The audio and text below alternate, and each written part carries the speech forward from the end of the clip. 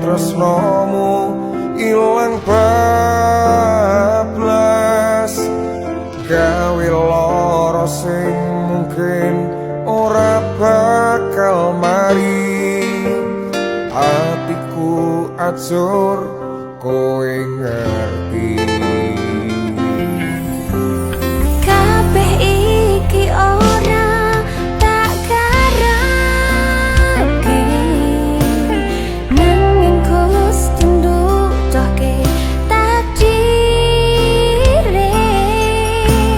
Cerita tresno cukup tekan semini Kang Mas, jaluk tulung lilakno lan ikhlas. Mergo wong tuamu ora paring restu kanggo aku lan kowe.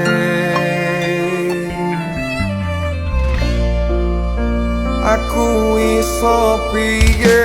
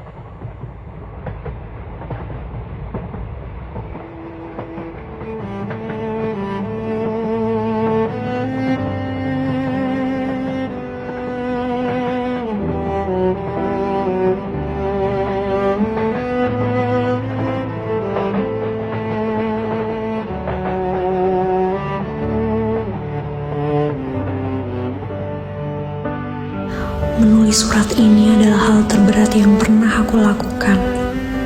Aku minta maaf, tapi sepertinya kita tidak bisa melanjutkan hubungan ini. Setelah dipikir matang-matang, Aku memilih untuk menyudahi semuanya karena belum adanya restu dari orang tuaku. Baktiku kepada mereka adalah hal yang utama, dan aku tidak bisa melangkah tanpa izin mereka.